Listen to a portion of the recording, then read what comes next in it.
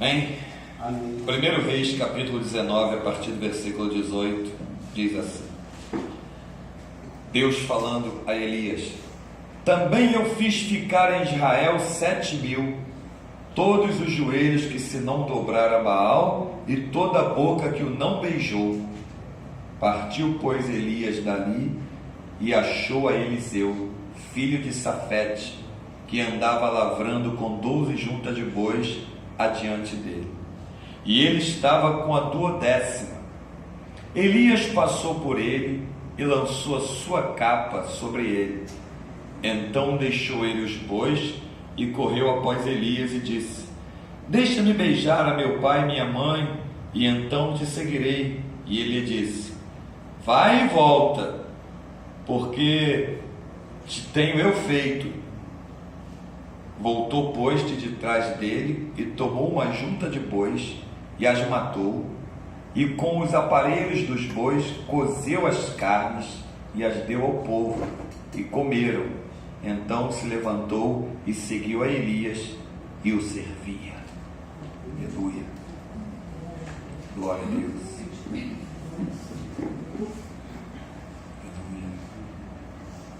Glória a Deus. Bendito seja Deus.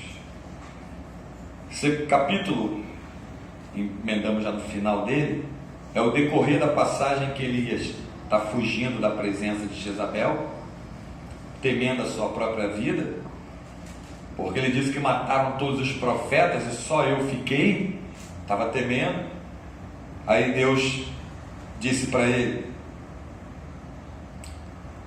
também eu fiz ficar em Israel 7.000, todos os joelhos que se não dobraram a Baal, e toda a boca que não beijou. Ou seja, não ficou só você.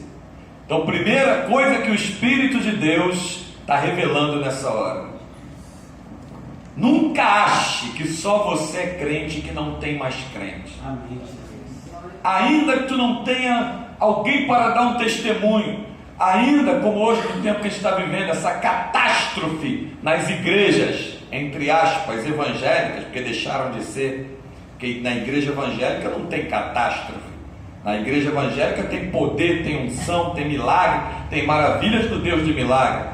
Mas muitos lugares sustentam o nome de igreja evangélica, mas já deixaram de ser igreja evangélica, abandonaram a palavra, se desviaram, apostataram da fé.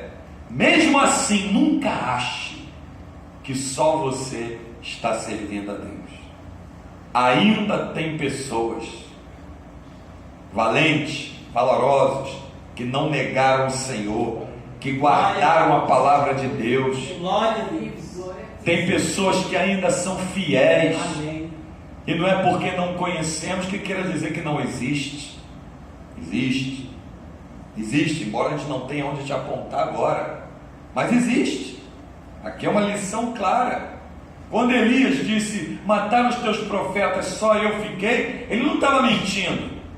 Ele não sabia que tinha ainda 7.000. Ele não sabia desses 7.000, que Deus tinha conservado, como ele mesmo diz, o Senhor, os joelhos que não se dobraram a Baal e toda a boca que não beijou. Ainda tinha esses. Glória a Deus. Outra lição interessante, tremenda: Elias passou sobre Eliseu e lançou sobre ele a sua capa. Nós vamos orar daqui a pouco, e você que está aí, você que está aqui, o Espírito de Deus que está passando por aqui, está aqui, vai lançar a sua capa poderosa sobre a tua vida, sobre o teu ser. Glória a Deus.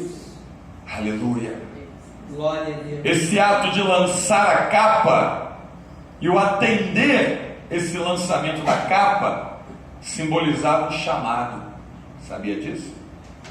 Quando ele lançou a capa, simbolizava um chamado. Quando a capa de Elias desceu, quando ele foi arrebatado numa carruagem de fogo, a capa Eliseu pegou, ele recebeu a unção do chamado. Glória a Deus. Porção dobrada daquilo que estava sobre, do Espírito que estava sobre a vida de Elias. Amém, Jesus. Eliseu recebeu quando segurou a capa. Então, quando ele lançou a capa, ele fez um chamado. O Espírito de Deus hoje vai lançar a capa sobre você, Glória a Deus. vai te chamar para um concerto, Aleluia. te chamar para uma vida de santidade, te chamar para um comprometimento com a palavra, te chamar para levar as coisas de Deus a sério, te chamar para entender que muitos estão apostatando da fé, o amor de muitos está esfriando, mas não o nosso. Não pode acontecer conosco, não pode ser o nosso. Glória a Deus. Preferimos dizer o que Jó disse: ainda que ele me mate, nele eu confiarei. Amém, Jesus. O tesouro da nossa vida é a palavra de Deus, e não há nada nessa terra e não há nada no céu que se compare a ela, porque Deus colocou ela acima do seu próprio nome.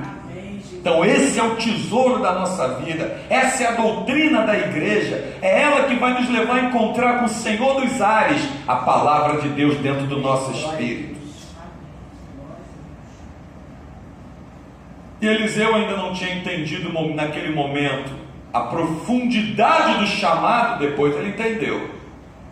Ele disse: deixa eu ir lá beijar meu pai, minha mãe, me despedir do meu pai e minha mãe. Aí Elias fala assim para ele, né? Deixa eu beijar meu pai e minha mãe, e então te seguirei. E ele disse: vai e volta. Vai e volta. Ele pegou depois a junta de boi que ele tinha, cozeu, dividiu entre o povo. Outra coisa que o Espírito Santo mostra: quem segue a Jesus não precisa ficar apegado em nada que é material. Deus te suprirá de todas as coisas. Eu não sei como, mas eu sei que Ele pode. Glória a Deus. Eu sei que tudo Ele pode, e que nenhum dos pensamentos dele pode ser interrompido. Ele pode todas as coisas. O mesmo Deus que fez descer do céu um anjo com pão e brasa, aceso sobre a brasa, e água numa botija, e despertou Elias ainda nesse capítulo, debaixo de um pé de zimbro, e mandou ele comer e beber, e com a força daquela comida ele caminhou quanto tempo? 40 dias e 40 noites. Foi caminhando até o Monte Horebe, o Monte de Deus, com a força daquela comida. Esse mesmo Deus é que te chama para um compromisso nessa noite, nessa manhã, nessa tarde, nessa madrugada, nesse dia, nesse momento que você está ouvindo essa palavra. Glória a Deus. Você precisa entrar num comprometimento com Deus para entender o efeito de Mateus 6,6. E tu, quando orares, disse Jesus, entra no teu quarto e, fechando a tua porta, orarás ao teu Pai. Teu Pai que te vê em secreto, te ouve em secreto, te recompensará publicamente. Olha o efeito do comprometimento com a palavra. Daniel entendeu o efeito desse compromisso, né? Mesmo sendo levado cativo para uma terra estranha, a Babilônia, ainda assim ele abria a janela dele na direção de Jerusalém e 3 vezes ao dia botava a sua vida no altar em oração diante de Deus. Glória a Deus, Jesus. Não importa o que estiver desmoronando, nós não negamos a fé naquele que tudo pode. Não negamos, não adianta. Não interessa se tem porta fechada, não interessa se tem coisa desmoronando, não importa se tem escassez ou se tem fartura, não importa se tem privações, não negamos a fé naquele que tudo pode. Amém. Deus pode mudar todos os quadros, Ele pode mesmo. Aleluia. Lucas 1,37, ele diz que para Ele nada é impossível, Ele pode mesmo. A Bíblia não manda você examinar Deus, a Bíblia manda você examinar você mesmo. Examine-se, pois, o homem a si mesmo. Então, se alguma coisa está errada, o erro está em nós. Se alguma coisa não está acontecendo como deveria, é por causa de nós. E se nós nos posicionarmos como Deus quer, aí tu vai ver 1000 caindo ao teu lado, 10.000 à tua direita, e tu não vai ser atingido. Aí tu vai entender que o Senhor é o teu pastor, ainda que tu ande pelo vale da sombra e da morte. Aí tu vai entender que uma coisa disse Deus 2 vezes ao ouvir, que todo o poder pertence a Deus. Aí tu vai entender que a porta que Ele abre ninguém fecha. Aí tu vai entender que para Ele não é impossível. Mas se você entrar no caminho estreito da comunhão com Ele. Glória a Deus. Então, chamou atenção quando Elias passou por Eliseu e lançou a capa sobre ele. Aleluia. O toque que ele deu na capa significa aceitei o chamado. Glória a Deus. Deus tem um chamado para cada um. Glória Cada um a que está no Deus. seu reino, Deus tem um Aleluia. chamado. O caso é se você Glória a Deus. vai aceitar e receber o chamado. Amém. A seara do Senhor, ninguém diz para ele onde quer trabalhar. Verdade. Na seara do Senhor se repete o que Isaías disse: eis-me aqui, Senhor. Eis-me aqui. Envia-me a mim. Para onde? Para onde tu quiseres. Para fazer o que tu quiseres. Para trabalhar onde tu queres. Para ver a tua glória. A seara é do Senhor. Glória a Deus. A seara pertence ao Senhor. A seara é do Senhor. E nós somos operários, trabalhadores da sua seara. Então temos que deixar Deus ser Deus na nossa vida. Temos que deixar Deus mudar as coisas. Tu vê que ali naquele momento, quando Eliseu falou: deixa eu beijar meu pai e minha mãe e me despedir, ele sabia que ele não tornaria a voltar para o lar. Ele ia seguir Elias. Aonde Elias fosse, ele ia. O povo, os irmãos profetas do Antigo Testamento, até no Novo Testamento também, eles entendiam o chamado de Deus com uma seriedade, com uma verdade e com um amor tão grande que é diferente dos dias de hoje. Hoje as pessoas nem são convertidas ainda. Ele olha, meu chamado, que chamado? Nem se converteu, já está falando de chamado. Nem provas você falou e está passando de chamado. Você não passou nem provas. Eu já falei nesse ministério. Enquanto você não for caluniado, perseguido, tomar pedrada, enquanto não falarem mal a teu respeito, enquanto não tentarem te humilhar, enquanto não tentarem falar, armar pelas tuas costas, enquanto você não experimentar o que é ser traído, o que é ser maltratado, não vai aparecer nenhum chamado ainda na tua vida. Vamos lá, vamos pegar um exemplo soberano. Jesus foi caluniado? Sim. Mentiram a respeito dele. Jesus tomou pedrada? Sim. Lançaram limão e pedra para jogar sobre ele. Jesus foi humilhado? Coroa de espinho na cabeça do Rei dos Reis. Rasgaram suas vestes. Ao contrário do que muitos dizem e botam figuras e desenho, aquilo ali é uma abominação. Jesus foi crucificado nu. Nudez significa vergonha. Jesus foi humilhado? Foi. Traíram Jesus? Sim. Vai vendo. Jesus passou por tudo isso. Jesus teve escassez, sentiu falta. Depois da tentação, o que ele teve? Teve o quê? Fome. Satanás aparece para ele e diz: se tu és o Filho de Deus, transforma essas pedras em pães. Leia depois Mateus 4 e Lucas 4. Repete o mesmo episódio. Jesus venceu o diabo dizendo: está escrito, Satanás. Está escrito, Satanás. Está escrito. Então, meu querido, não vai aparecer ainda qual é o chamado que tem na tua vida, se você não passar por essas provas e sair vencedor como Jesus saiu.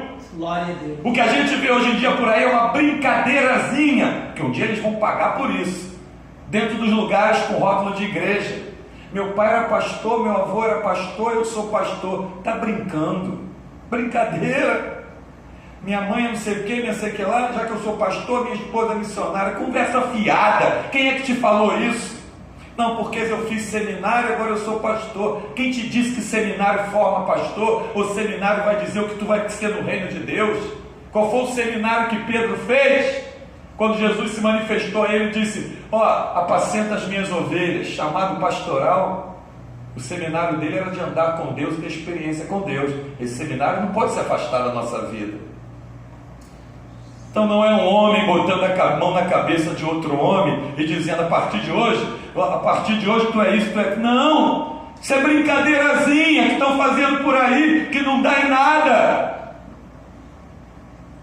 Mas o chamado verdadeiro vem da parte do Senhor.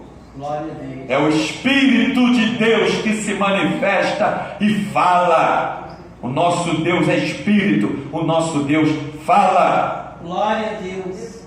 Então Elias lançou a capa sobre Eliseu. Eliseu, na hora: vou me despedir, beijar meu pai, vai e volta. Volta. Disse sim para Deus? Disse sim para Deus é agora, segue o caminho, porque aquele que mete a mão no arado, diz as Escrituras, e olha para trás, não é apto para herdar o reino dos céus. Quantos homens de Deus abriram mão de coisas tremendas por causa do seu chamado? Paulo abriu mão da família, abriu mão de mulher. A Bíblia não narra que Paulo era casado, diz que ele tinha um sobrinho. Ele abriu mão disso tudo para estar viajando, não para pedir dinheiro a ninguém, como fazem os canalhas hipócritas do dia de hoje. Ele viajava para pregar o Evangelho de Jesus. Lá em Tessalônica tiveram jogar essa para ele. Bom, que nós te ajudamos, Jesus. Não, eu fui pesado em algum de vocês, porque onde ele se hospedava, onde ele ficava, ele construía tendas, ia vendendo e arrecadando dinheiro para manter ele nas viagens missionárias, sem pedir nada para ninguém. Olha Pedro, olha o chamado de Pedro. Vivia como marginal. O que esse homem tinha que fazer? Ele matou alguém? Ele roubou alguém? Não. Ele apenas é um pregador do Evangelho de Jesus. Ele sabia que a hora que pegassem ele ia ser morto. E mesmo na hora da morte ele zombou. Vai me crucificar? Então me crucifica de cabeça para baixo, porque eu não sou digno de morrer como morreu o meu Senhor. Tu não tem ideia do tamanho da coroa desse homem. Tu não tem ideia do tamanho da coroa que esse homem e a posição que ele vai ter naquele grande dia. Não tem ideia. Até na hora da morte o homem deu testemunho. Estevão tacando pedra nele, pedras em cima de pedradas, e ele: eis que vejo os céus abertos e o Filho de Deus em pé à direita do Pai. Quem tem chamado age diferente, fala diferente, se comporta diferente, age nos lugares que tiver diferente, faz a diferença, e todos olham e veem Deus na vida dele ou na vida dela. Glória a Deus. Então qual é o chamado que Deus tem na tua vida? E vai aparecer, mas vai aparecer quando você disser sim para Deus. Dizer sim para Deus, Deus vai dizer: é assim? Então tá, eu tenho um caminho para você que você vai passar estreito, debaixo de chuva de pedra. Quem é que aguenta? Eu tenho um caminho que tu vai passar em que tu vai ser muito caluniado. Quem é que aguenta? Vai ter que ficar de boca fechada, caluniado, vão falar pelas tuas costas. Quem é que aguenta? E vai padecer isso no meio dos irmãos. Quem é que aguenta? Olha, eu tenho um caminho para passar estreito, vai ter escassez naquele caminho. Quem é que aguenta? 3 anos de fome sobre a terra, sem chuva sobre a terra. 3 anos sem chuva. Deus manda Elias para a casa de uma viúva para ser sustentado por ela. Quem é que aguenta? Só se tu tiver chamado. Quem é que aguenta o que José aguentou? Traído pelos irmãos, mentiram para o pai dizendo que uma fera do campo tinha matado. Olha só, foi parar na casa de Potifar, caluniado pela mulher de Potifar, foi parar na cadeia, não blasfemou, não murmurou. Dentro da cadeia Deus o fez prosperar, e o mesmo Deus que controla todas as coisas e é Senhor de tudo, o arrancou de lá para ser governador numa terra estranha, o Egito. Quem é que aguenta isso, meu irmão? E na hora que ele viu os irmãos: agora eu vou me vingar, eu sou governador, se eu mandar matar, não vão nem me perguntar por quê, eles vão lá e vão matar. Ele abraçou os irmãos, acolheu os irmãos, acolheu a família. Quem é que aguentaria passar o que esse homem passou? Quem é que aguentaria passar os calabouços que Jeremias passou? Quem aguentaria? Depois da saída de um calabouço, o Espírito de Deus é agora, vai na cara lá do rei e diz isso e isso para ele. Devia estar ainda molhado com a água do calabouço. Olha, rei, assim te manda dizer o Senhor. Entregava a mensagem: lança esse homem lá de novo. Tirava ele de lá depois de semana, de dias. Olha, rei, assim te manda dizer o Senhor. Meu irmão, quem é que aguenta? Só tendo chamado. Só tendo chamado. Só tendo chamado. Então hoje em dia o que tu vê por aí é brincadeirazinha. Estão brincando de correntezinha, de campanhazinha, de grupinho, de coisinha. Estão brincando. Porque o verdadeiro Evangelho de Jesus, regado a sangue, Quando Jesus te chama, quando você entra no Evangelho, no prumo, olha, o primeiro a correr da tua frente é o diabo. O primeiro a correr da tua frente é o diabo. Guarda essa palavra escondida no teu coração. Nós vamos levantar a voz agora em oração, pedindo ao Espírito de Deus que lance a capa sobre a tua vida. Fique de pé. Pedir ao Espírito de Deus que lance a capa sobre a tua vida. Você vai se ligar no trono da graça de Deus. Você vai se concentrar, se ligar no trono de Deus. Desligar da terra e se ligar em Deus. E você vai sentir essa capa passar sobre você. Você vai sentir essa capa chegar até você.